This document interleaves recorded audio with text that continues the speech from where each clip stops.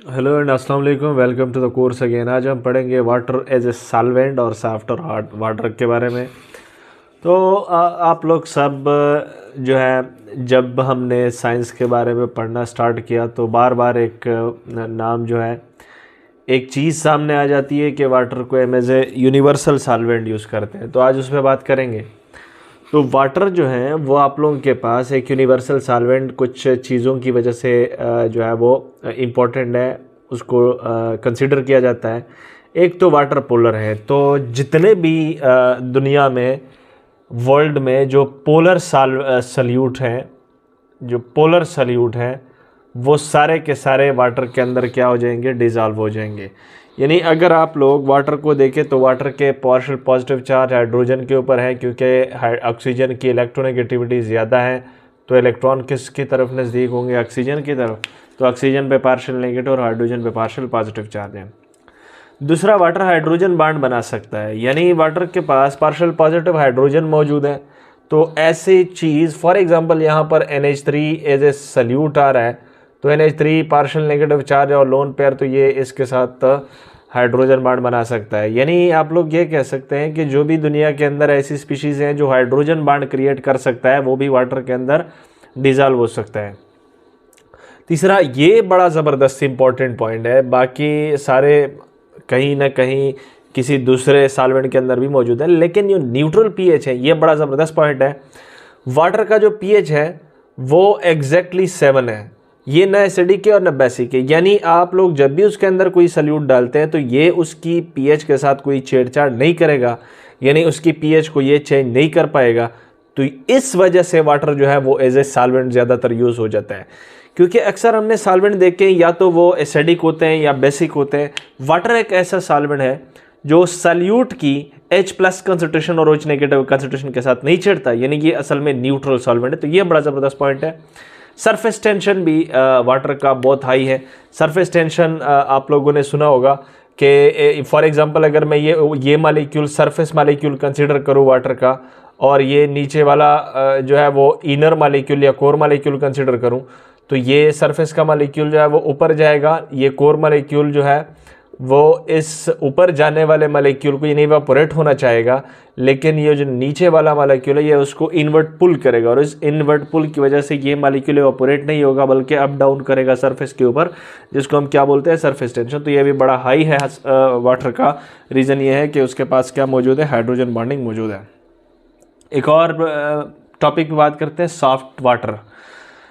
Soft water ऐसे water को कहते हैं, अमूमन हमने सुना है कि soft and hard water. Soft water के बारे में ये सुना होगा कि ऐसे वाटर, फॉर एग्जांपल अगर कोई हमारे पास एक कंटेनर के अंदर वाटर मौजूद है, उसके अंदर मैं अगर कहीं ना कहीं सोप मिला देता हूँ तो ये सोप जो है वो ईजिली क्या कर देगा, लेदर प्रोड्यूस कर देगा। क्या प्रोड्यूस कर देगा, लेदर। तो हम उसको क्या कहेंगे कि ये सॉफ्ट वाटर है, अगर वो सॉफ्ट सोप के साथ लेदर ईजिली दे सकता है। असल में बात यह है कि जो सॉफ्ट वाटर है कॉन्सेप्चुअली वो ऐसे वाटर को कहते हैं जिसके अंदर कोई भी डाई पॉजिटिव या ट्राई पॉजिटिव कैटायन ना हो। अब इससे मेरा क्या मुराद है, वहाँ उस एग्जांपल से आप लोग बिल्कुल क्लियर हो जाएंगे।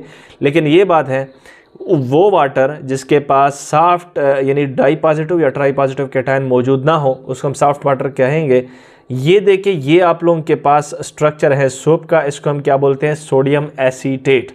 तो ये हमारा उधर हेल्प करेगा कि मेरा इससे क्या मतलब है कि जो डाई पॉजिटिव और ट्राई पॉजिटिव कैटायन वाटर के अंदर ना हो तो उसको हम सॉफ्ट वाटर कहेंगे।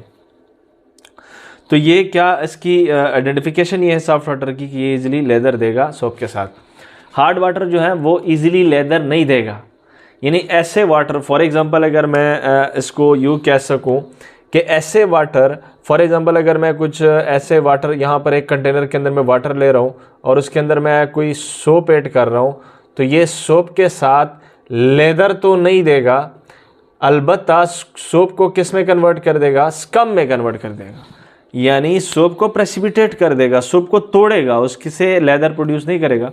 तो इस टाइप के वाटर को हम क्या बोलेंगे, हार्ड वाटर बोलेंगे। वही बात मैंने ऊपर लिखी हुई है, the water which contain di positive और ट्राई पॉजिटिव। कंसेप्चुअल बात यह है कि जो हमारे पास ऐसे वाटर जिसके पास या तो डाई पॉजिटिव या ट्राई पॉजिटिव केटाइंस मौजूद हों, उसको हम क्या बोलेंगे, हार्ड वाटर बोलेंगे। अब इससे मेरा क्या मुराद है, डाई पॉजिटिव केटाइन आप लोगों के पास मैग्नीशियम भी हो सकता है, कैल्शियम भी हो सकता है और एल्यूमिनियम भी हो सकता है। अब स्कम से मेरा क्या मुराद है, स्कम जो है ये असल में प्रेसिपिटेट ऑफ सोप है, यानी अगर आपके पास सोप जो है वो लेदर नहीं दे रहा तो वो प्रेसिपिटेट होगा। अब कैसे प्रेसिपिटेट होगा, देखिए ये सोप का स्ट्रक्चर है, मैंने अभी बताया। अब मानो पॉजिटिव केटाइन तो उसके पास मौजूद है, वो कोई टेंशन नहीं दे रहा। अब जो सोप है जब भी वाटर के अंदर डिसोसिएट होगा, जब भी वाटर के अंदर क्या हो जाएगा, डिसोसिएट होगा, तो ये सोडियम जो है वाटर के अंदर चला जाएगा, ये कोई ज़्यादा टेंशन क्रिएट नहीं करेगा। तो ये सोडियम, ये एसीटेट आयन आप लोगों के पास वाटर के अंदर मौजूद होगा, क्योंकि सोडियम जो है वो एक स्पेक्टेटर आयन की शक्ल में वाटर के अंदर हाइड्रेट हो जाएगा। अब ये एसीटेट आयन अगर आप लोगों के पास मानो एसीटेट आयन मौजूद हो वाटर के अंदर तो वो तो सोप क्रिएट करेगा, उसकी कोई टेंशन नहीं है। लेकिन अगर कहीं पे डाई पॉजिटिव या ट्राई पॉजिटिव केटाइन वाटर के अंदर मौजूद हो तो एक डाई पॉजिटिव केटाइन दो एसीटेट मॉलिक्यूल को वाटर के अंदर एसोसिएट कर सकता है अपने पास। यानी आप लोग कह सकते हैं कि जो आप लोगों के पास देखें, ये एक एसीटेट आयन है, ये एक एसीटेट आयन है और ये दूसरा एसीटेट आयन है। तो हम ये कह सकते हैं कि अगर आप लोगों के पास मानो एसीटेट आयन मौजूद हो वाटर के अंदर तो वो तो जो है लेदर क्रिएट कर सकता है, वो क्या करेगा, लेदर। लेकिन अगर आप लोगों के पास कहीं पे डाई पॉजिटिव केटाइन मौजूद है वाटर के अंदर, इस वाटर के अंदर डाई पॉजिटिव केटाइन मौजूद है, तो ये एक नहीं बल्कि दो दो एसीटेट आयन अपने साथ, क्योंकि एसीटेट आयन पे सिंगल नेगेटिव चार्ज है, इस एसीटेट आयन पे भी सिंगल नेगेटिव चार्ज है। अब ये मैग्नीशियम जो है उसके पास तो डाई पॉजिटिव चार्ज है, तो एक पॉजिटिव एक एसीटेट आयन को अपने साथ एसोसिएट करेगा और दूसरा एसीटेट आयन जो है वो दूसरे पॉजिटिव के साथ एसोसिएट होगा। तो हमारे पास जो सोप का जो लेदर फॉर्मेशन है वो डिस्टर्ब हो जाएगा। रीज़न ये है, ये एक हैवी एक किस्म का नेटवर्क बन गया, क्योंकि दो एसीटेट आयन एक मैग्नीशियम आयन के साथ एसोसिएट हो गए। यानी आप लोग कह सकते हैं कि मैग्नीशियम ने दो एसीटेट आयन को जो है वो अपने साथ क्या कर लिया, मिला लिया। तो क्या हो जाएगा, एसीटेट आयन तो दो हो गए हैं। अब इस मॉलिक्यूल की डेंसिटी जो है वो क्या हो जाएगी, डेंसिटी जो है वो क्या हो जाएगी, ज़्यादा हो जाएगी, बढ़ जाएगी। डेंसिटी बढ़ने से हमारे पास जो एसीटेट आयन लेदर के लिए रिस्पॉन्सिबल थे वो क्या हो जाएंगे, प्रेसिपिटेट हो जाएंगे, नीचे गिर जाएंगे वाटर के अंदर इन द फॉर्म ऑफ स्कम। तो यूं आप लोग कह सकते हैं अगर ट्राई पॉजिटिव केटायन मौजूद हो, फॉर एग्जांपल मेरे पास वाटर के अंदर ट्राई पॉजिटिव केटायन मौजूद है एल्यूमिनियम, तो ये तो आप लोगों के पास तीन एसीटेट आयंस को अपने पास क्या कर देगा, एसोसिएट कर देगा। तो ये तो बहुत हार्डनेस क्रिएट करेगा वाटर के अंदर और बहुत स्कम आप लोगों का यानी सोप ज़ाया होगा in the form of scam. तो ये थी आप लोगों के पास topics. Thank you for watching.